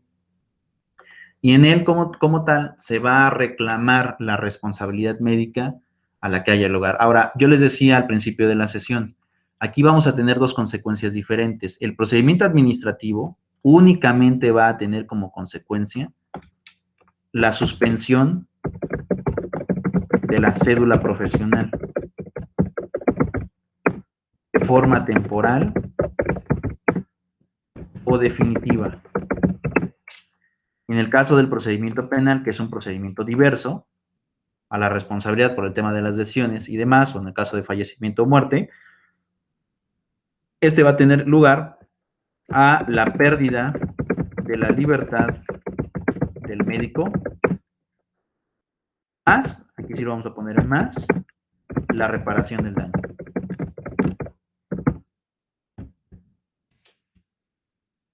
Entonces, existen consecuencias diversas dependiendo el tipo de procedimiento que nosotros ejecutemos.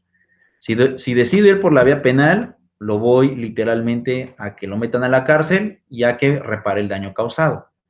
Cosa muy distinta que sucede en el caso de la suspensión de la cédula profesional, que ahí sí se va a suspender de manera temporal o definitiva, y pues eso implica también que el médico pues no va a poder ejercer dicha profesión durante el periodo en que se encuentre suspendida.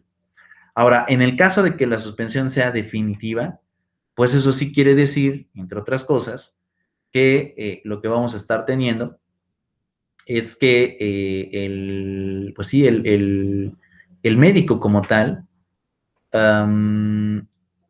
no va a poder ejercer de por vida nuevamente su profesión, lo cual yo creo que ha de ser bastante frustrante, sobre todo en el caso de los médicos que tardan tanto tiempo en especializarse.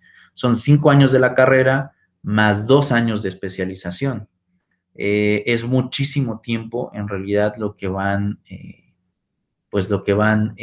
a lo largo de su vida estudiando, y hasta eso si es que pues tomaron toda la formación académica de manera seguida y continua, o bien si es que dejaron intervalos entre estas dos formaciones académicas, pues bueno, el periodo todavía será mayor. Pero, pues imagínense que después de 7 años, prácticamente una década, dedicarla al estudio y que al final te retiren la cédula, yo creo que ha de ser algo bastante frustrante. Y para todos, ¿no? Incluso para nosotros como abogados, el hecho de que nos retiren la cédula ha de ser demasiado frustrante también para poder, pues bueno, para poder continuar como tal con el ejercicio de la profesión. Entonces, aquí eso es lo que quería hacer notar. Va a haber consecuencias distintas, no es lo mismo.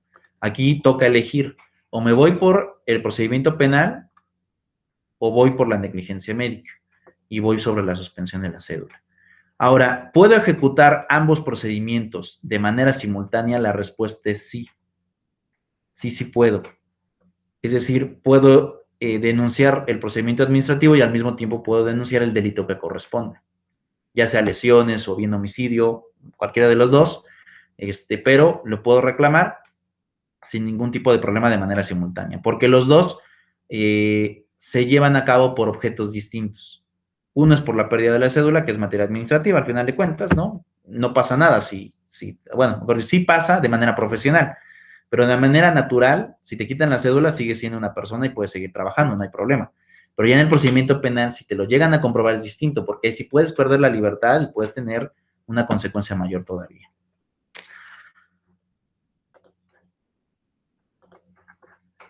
¿Dudas, preguntas hasta aquí, chicos? No, profe, gracias. Ángel. No, profe. Entonces, estas son de las cosas que hay que tomar pues muy en cuenta a la hora de pues establecer ciertos parámetros de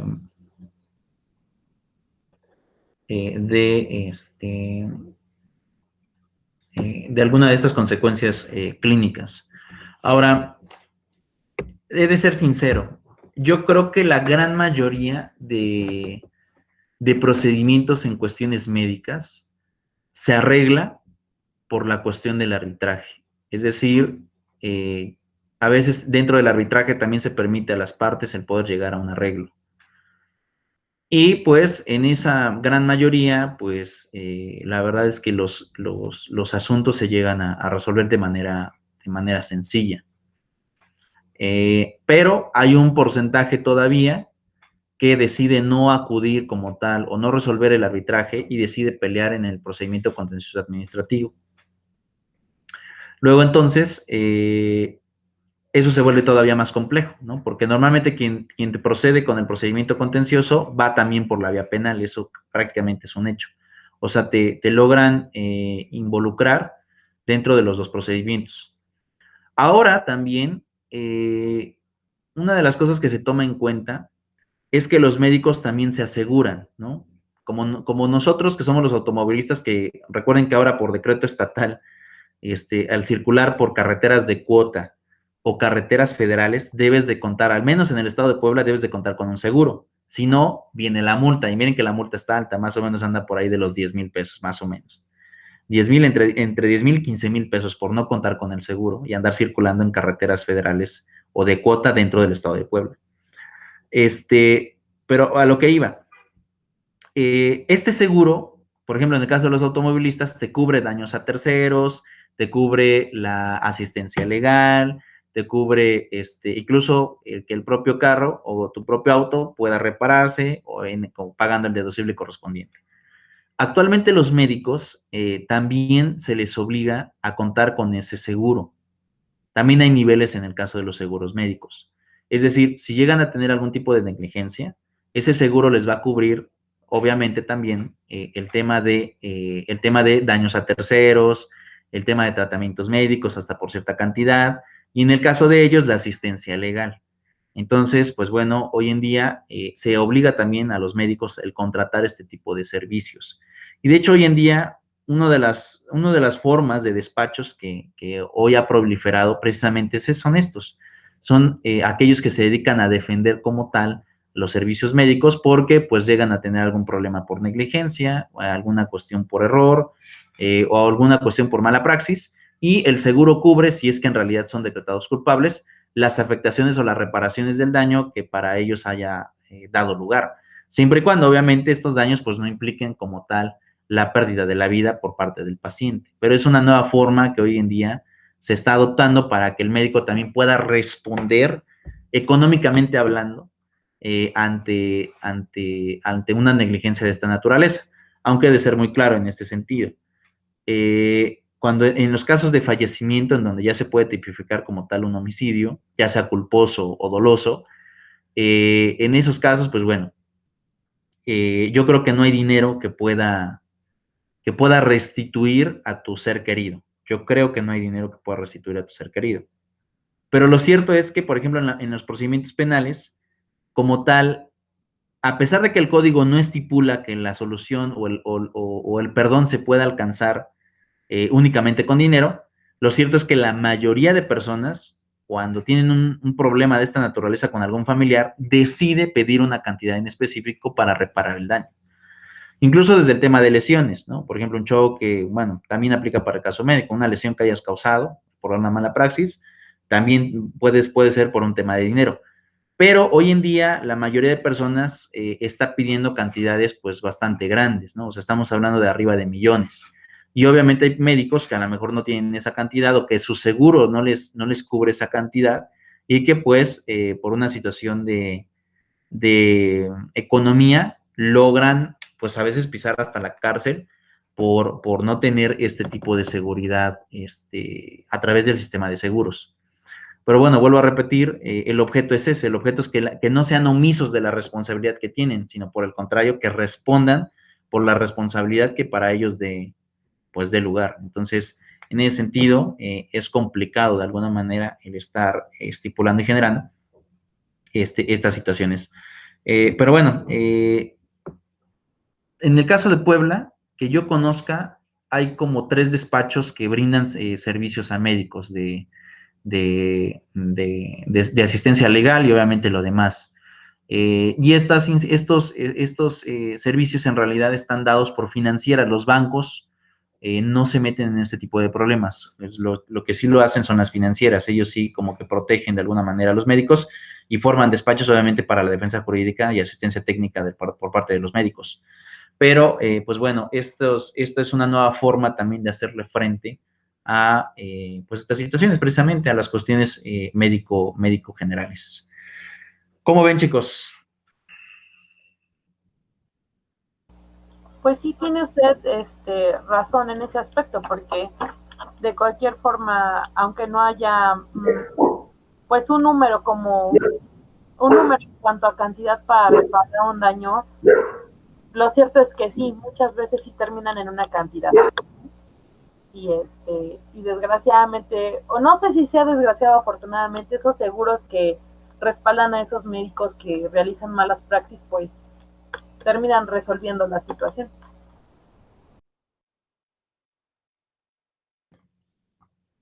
La mayoría de ellos lo primero que intenta es obviamente llegar a acuerdos, ir al tema del arbitraje. O sea, ellos como tal no pretenden irse a un procedimiento contencioso administrativo, no pretenden, ¿no? Que sí se van, obviamente hay personas también difíciles, pero vuelvo a repetir, va a depender mucho de la contraparte, porque yo decía hace un momento, para mí no hay dinero alguno que restituya el valor de una persona, de un familiar, para mí.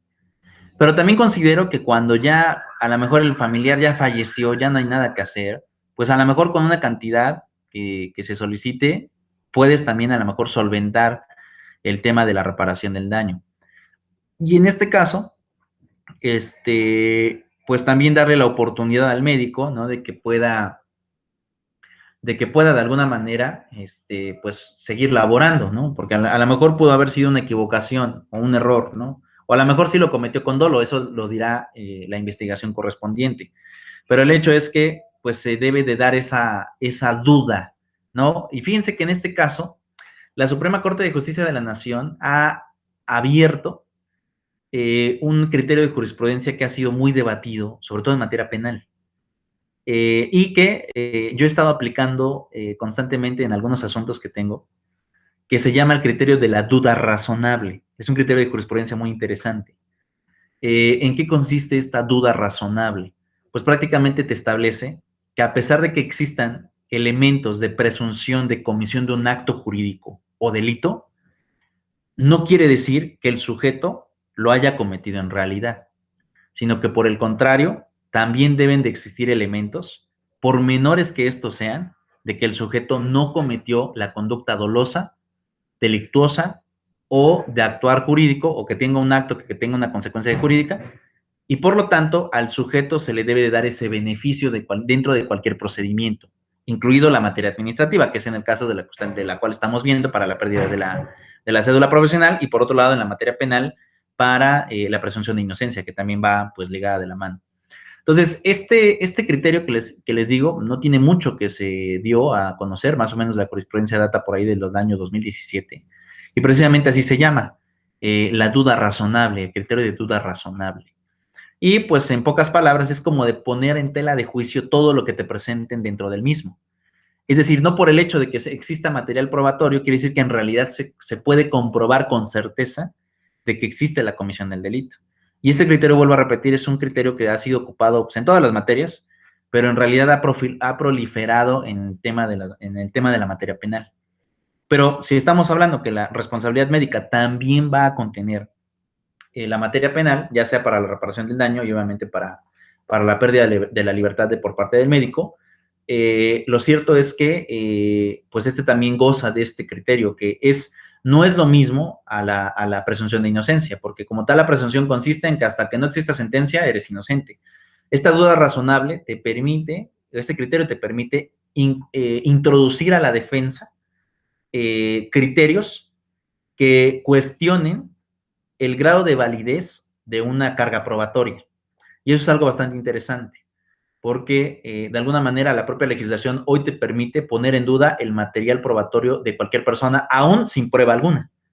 Aún sin prueba alguna. Es decir, de alguna forma, a través del uso del argumento, que va a trastocar en materia final con la prueba que hoy conocemos como la presunción legal y humana. Es decir, los criterios de conclusión que puede tomar un juzgador en base a la ley o en base a lo textualmente establecido dentro de los expedientes en los cuales actúa. Entonces, pues bueno, a mí me parece que esta prueba, incluso en materia penal, siempre ha sido la materia presuncional, la prueba presuncional, es como diríamos en el argot, ¿no?, jurídico, la madre de todas las pruebas en materia penal. ¿Por qué le decimos así? Porque es la prueba que no necesariamente tiene que ver con documentales, pero que es la que impera, el razonamiento del juzgador, esa es la que impera, en base a sus sistemas de convicción, si va a decretar a una persona como culpable o la va a absolver de la comisión del delito. La prueba presuncional es la que más peso tiene de todas, incluso tiene más peso que incluso la prueba documental en materia penal, solo en materia penal. Ya en las demás materias se cumple otra regla, pero en la materia penal el criterio del juzgador tiene mucha influencia en la toma de decisiones. Entonces, este criterio que se añade a la duda razonable, así se llama, pues genera también la oportunidad de que se ponga en duda el contenido de una carga probatoria a través del sistema argumentativo y que el juez, en el momento que ejecute el desahogo de la prueba presuncional, que es ya cuando va a dictar sentencia, se percate y a lo mejor pueda dar la razón a una parte que a lo mejor no lleva una carga probatoria, pero que sí puso y argumentó suficiente para controvertir alguna prueba que resulte inexacta o bien que no tenga tanto peso jurídico dentro del sistema del sistema procesal. Pero bueno, bien. ¿Dudas, preguntas, chicos? Ángel, ya no te escuché.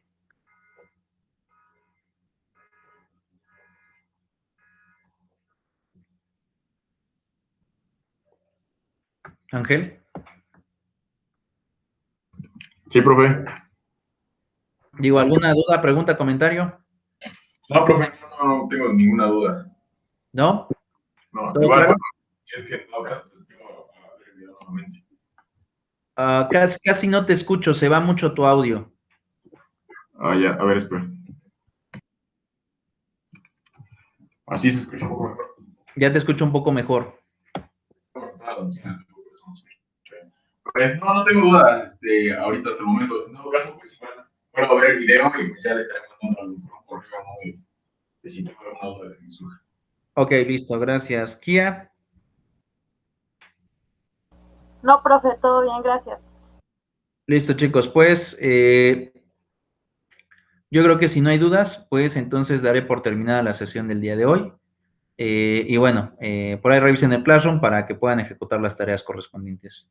Listo, chicos, pues nos vemos. He de decirles lo siguiente, tuve un problema con mi equipo de cómputo y tuve que formatear el equipo por completo, porque presenté problemas ya de configuración de todas las cosas posibles.